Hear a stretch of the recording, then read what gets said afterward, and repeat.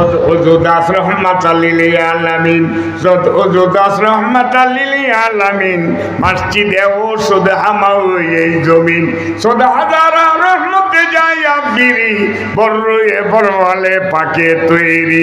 রহমত বরকত ফজল করম যা কিছু আছে সমস্ত মেডিসিন দিয়ে তৈরি করছে মুহাম্মাদুর রাসূলুল্লাহ। সমস্ত মেডিসিন দিয়ে তৈরি করছে মুহাম্মাদুর রাসূলুল্লাহ। এই জন্য মদিনার দাম বেশি। জোরে কোন সুবহানাল্লাহ। একটা মানুষ মক্কা মদিনা হজে গেলে যতবার যাইব মদিনার দীক্ষা তার তৃপ্তি মিটে না। কারণ হতে মক্কার কালে 10,000 সাহাবী নিয়ে যখন কাবা ঘর আক্রমণ করছে, মুশরিক মুক্ত ঘোষণা করছে। সমস্ত মুশরিক কাবার এরিয়া ছাইড়া দিতে। তো এরপরে মক্কা স্বাধীন হওয়ার পরে আল্লাহর নবী আল্লাহ ডাক দিয়া বলছে, হাবিব মক্কা তো এখন স্বাধীন, কাবা স্বাধীন, তা আপনি কি মক্কায় থাকবেন না মদিনায় যাবেন? সুবহানাল্লাহ। আমার নবী ডাক দে, আল্লাহ আমি মদিনায় থাকব। ওই মদিনার পথে রে আমার, ওই মদিনার পথে, বলেন ওই মদিনার পথে রে আমার, ওই মদিনার পথে হিজরত করতে চলছেন গো নবীজি, চলছে না দাঁড়াতে, বাড়িতে রাখিয়া গেলেন হযরত আলী কে রে আমার। বলেন ওই মদিনা, বলেন বলেন ওই মদিনার পথে রে আমার। যেদিন রাত্রে আমার নবী মক্কা থেকে মদিনে হিজরত করছিলেন, রাতের বেলা হযরত আলীকে ডাক দিয়ে বলছিলেন, আলী রে এই মুহূর্তে রে আমি মদিনার পথ ধরলাম। হযরত আলী ডাক দিয়ে, ইয়া রাসূলুল্লাহ আপনি মদিনায় যাচ্ছেন, যাবেন তা তো আগেই জানি। নবী গো তারা মদিনায় যান, আপনি মক্কার কাফেরের ভয়ে যান না আল্লাহর হুকুমে যান? যদি মক্কার কাফেরের ভয়ে আপনি মদিনা যান, তাহলে আমি আলীর হাতে কেন তরবারি দেন, আজকে রাত্রের জন্য আপনার ঘরের দরজায় দাঁড়াবো, আমি দেখবো মক্কার কোন শক্তি আমার নবীরে মারতে আসছে। এরা আসিল আশেকের আসু, কিয়ামতের মাঠে বুঝবেন আপনি কয় নম্বর আশেক হইছেন। কথা ঠিক যাবে ঠিক? মান আহাব্বা সুন্নাতি ফাকাত আহাব্বানি ওমান আহাব্বানি কানা মাই বিল জান্নাহ। লানে পর সুন্নত কে দরগারি চালা, লানে পর সুন্নত কে দরগারি চালা, ইল্লা ফুকাত ফাযা ফাযা মান নাজা।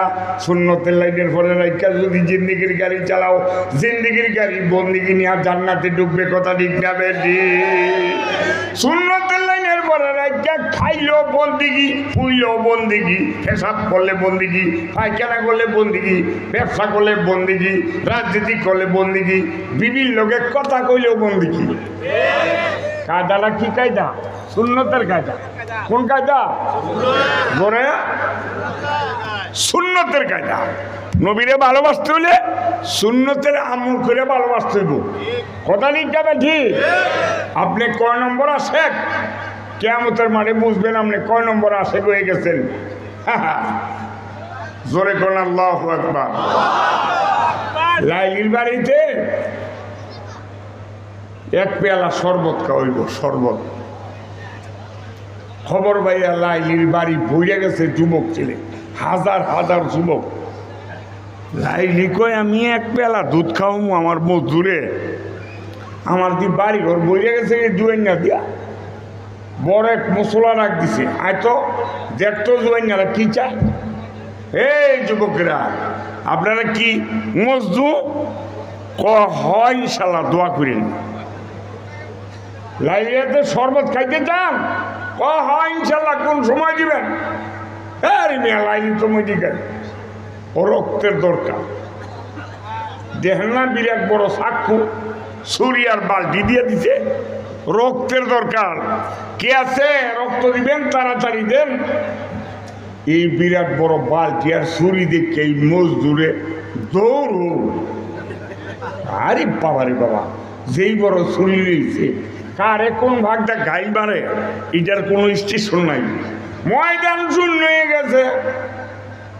একজন দাঁড়িয়ে রয়েছে, দেখে রেখে বলে লাইলির জন্য রক্ত কেনে রে।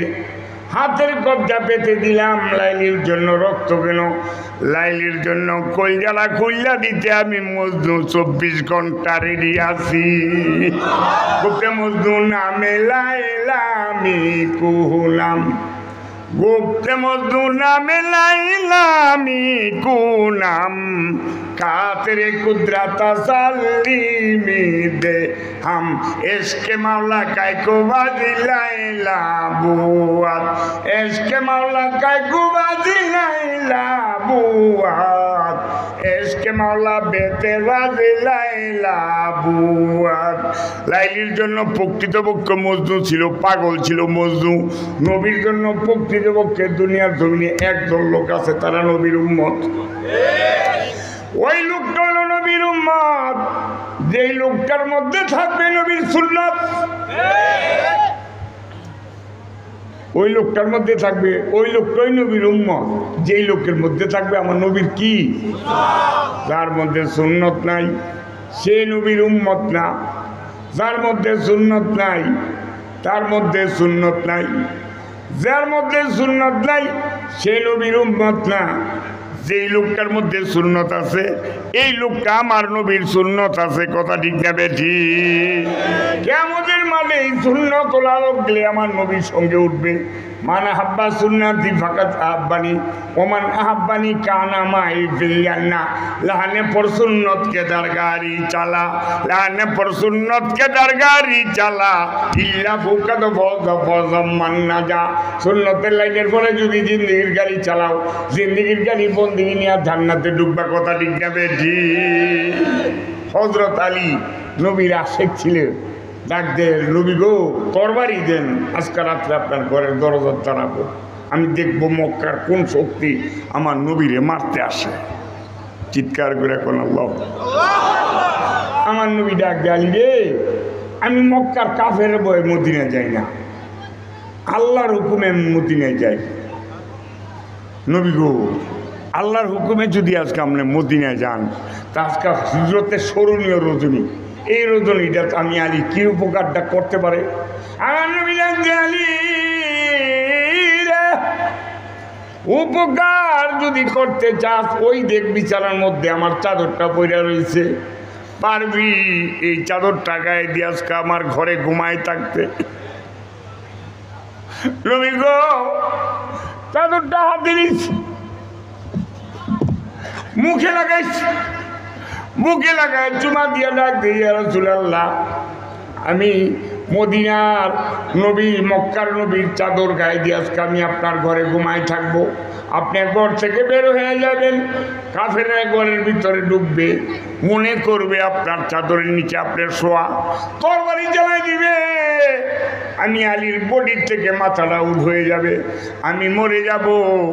খোদার কসম করে বলছি, মৃত্যুর ভয়ে আমি কোনো কথা বলছি না, আমি মরে যাব। নবীর গায়ের চাদর দিয়া যদি আমি আজকে শহীদ হয়ে যাই, এর থেকে সুনসিব আমি আলীর জন্য কি হতে পারে? তবে একটা কথা আমি জানতে চাই, আমি শহীদ হয়ে যাব, আমি মরে যাব, আমি কতল হয়ে যাব, আমার জীবনের বিনিময়ে মক্কা থেকে মদিনায় সহি সালামতে গেছেন কিনা, আমি যদি মইরা যাই খবরটা কেমনে জানবো?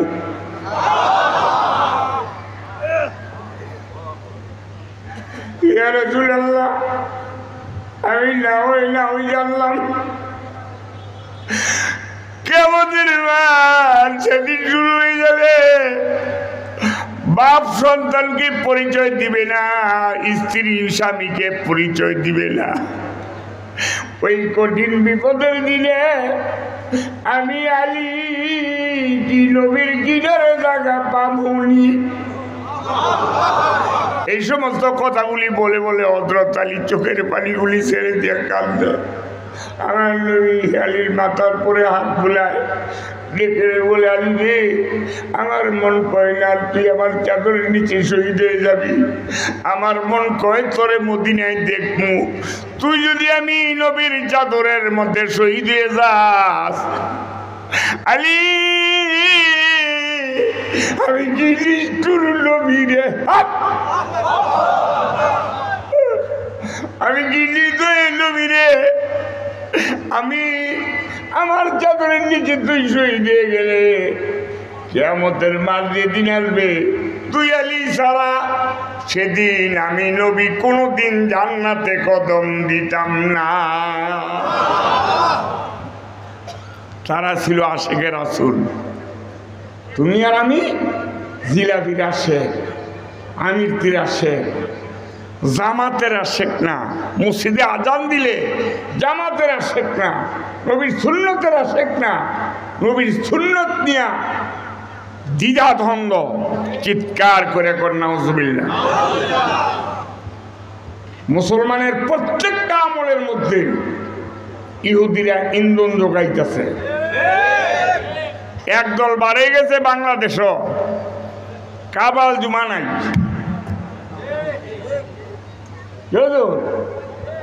ধীরে ধীরে নামাজগুলি কমাই লইতেছে, ধীরে ধীরে আবাদতগুলি কমাই লইতেছে। মিয়া নবীর সুন্নতের আমল যতক্ষণ পর্যন্ত আঁকড়ায় না ধরতে পারবো ততক্ষণ পর্যন্ত নবীওয়ালা হইতে পারবো না। আর নবীওয়ালা যদি না হইতে পারি, কিয়ামতের মাঠে নবী ছাড়া জান্নাতে যাওয়া যাবে। ওই যে কতটি বার হয়েছে না বাংলাদেশও, ফেসবুকে খালি স্ট্যাটাস দেয়, এইটা জায়েজ নাই, এইটা বাতিল দলিল, এইটা সহিহ হাদিস না, এইটা না।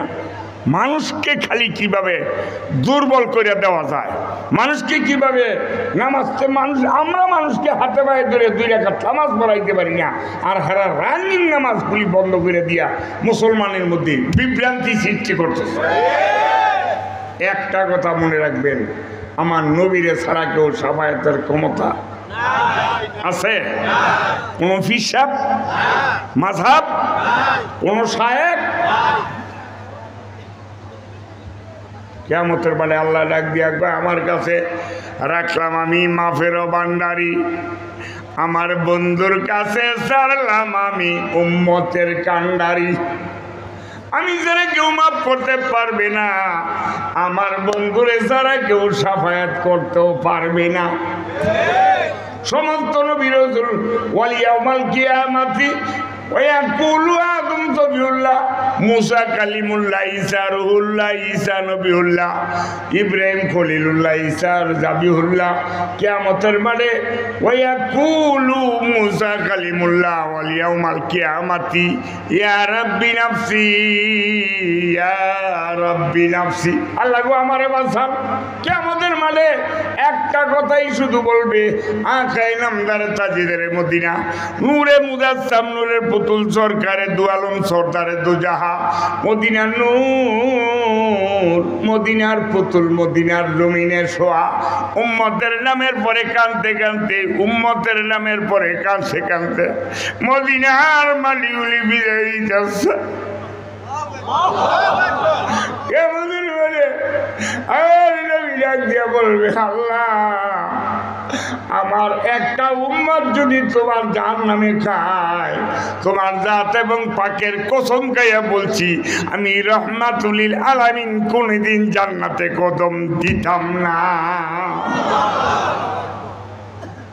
আমার নবী মক্কা থেকে মদিনায় অন্ধকার রাত্রে যাত্রা, হযরত আলীকে ঘুম পাড়ায় রাখছে, ঘর থেকে বের হয়েছে, চতুর্দিকে যে হাজার হাজার কাফেরেরা নবীর আক্রমণ করার জন্য। নিরুপায় হইয়া আমার নবী মাটির জমিনে হাত লাগাই দিছে, সূরা ইয়াসিনের কয়েক মর্তবা তেলাওয়াত করিয়া উপরে নিক্ষেপ করিয়া দিছে। ওই বালুগুলি ছুটতে গিয়া কাফেরদের চোখে চোখে লাগছে। নবীর দেখবো দূরের কথা, নবীর চোখে দেখার ক্ষমতা হয়নি। সে আজ কি করছে? আরো জোরে বলেন। আস্তে আস্তে আস্তে আস্তে অন্ধকার রাত্রে ঘরের ভিতরে যাইয়া, ঘর থেকে বের হইয়া আবু বকরের ঘরের দরজা দিয়া ছোট্ট গলায় ডাক দিছে, আবু বকর। আবু বকর সঙ্গে সঙ্গে দরজা খুলে দিয়ে ডাক দিয়ে, লাব্বাইক রাসূলুল্লাহ, এই তো আমি হাজির। আবু বকর গো, এই দেশের সবগুলি মানুষ ঘুমায় রয়েছে, আমি ছোট্ট গলায় আপনাকে ডাক দিলাম, কেমনে পারলেন আমার ডাকে সাড়া দিতে? আমার নবী ডাক দিয়া কয়, ইয়া রাসূলুল্লাহ। আবু বকর ডাক দিয়ে, ইয়া রাসূলুল্লাহ, 1 বছর আগে, মতান্তরে 6 মাস আগে আমি আবু বকরকে বলছিলেন, আবু বকর একদিন মদিনার পথ ধরবো, এই সফরের সঙ্গী আমি আপনাকে বানাবো। নবী গো, ওই দিন থেকে আমি আবু বকর রাত্রের বেলায় পিঠ লাগাইয়া ঘুমাই না, এই ঘরের দরজার মধ্যে দাঁড়ায় দাঁড়ায় ঘুমাই। রাসূল আসবে, আবু বকর বলিবে, আবু বকর বলিয়া যদি চলে যায়, আমি আবু বকর যদি নবীর ডাকে সাড়া দিতে না পারি, কিয়ামতের মাঠে এই চেহারাটা আমার নবীর আমি কেমনে দেখাবো? তারা ছিল নবীর আশিক, তারা ছিল নবীর জন্য জীবন দিছে। আবু বকরকে সঙ্গে নিয়া যাত্রা করেছে, আমার নবী পিছনে পিছনে যায় বারে বারে। আবু বকর ডাক দিয়ে, ইয়া রাসূলুল্লাহ, আপনি বারবার পিছনে তাকান, কারণ কি? কাফেরের ভয়ে নাকি? আমার নবী ডাক দিয়ে, আবু বকর রে, কাফেরের ভয়ে আমি পিছনে তাকাই না, এই দেশটা আমার জন্মভূমি রে, জন্মভূমির একটা মায়া। আরে মক্কা হতে নিজের নবী মদিনাতে যায়,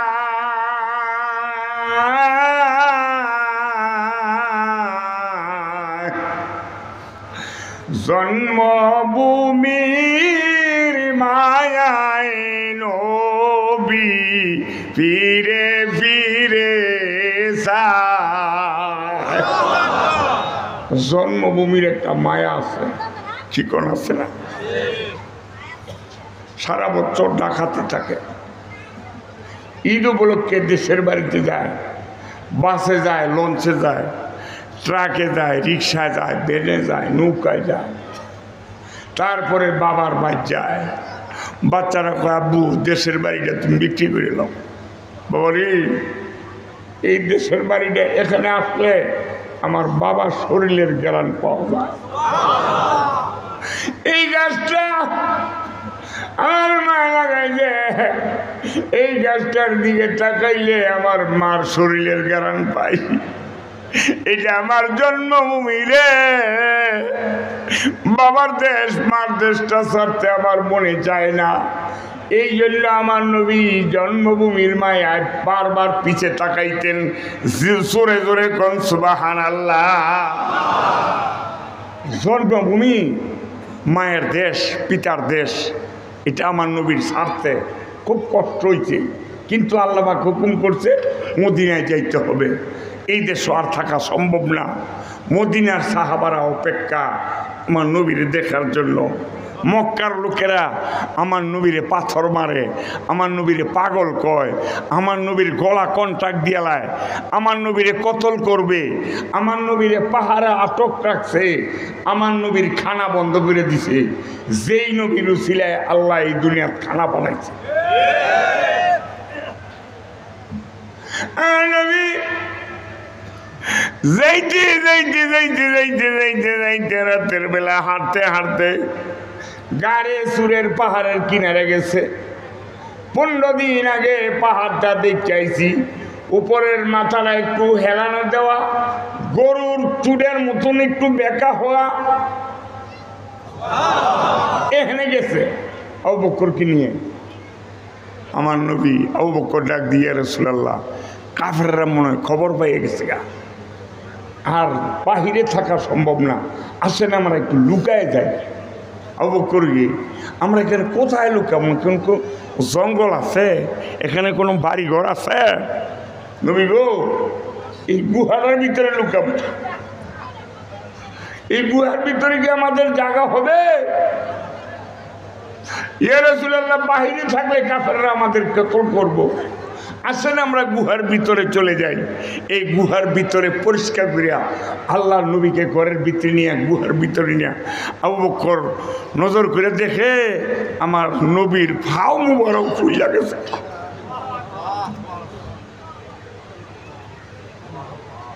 এখন তো হাজিরা জিয়ারা করতে যায় ভিআইপি পাহাল দিয়া, এই জায়গাটা আমার নবী হাইটাইছে, পাওগুলি উড়িয়ে গেছে। আবু বকর ডাক দিয়ে, রাসূলুল্লাহ, আপনি শুয়ে পড়েন, বালিশ পামকু।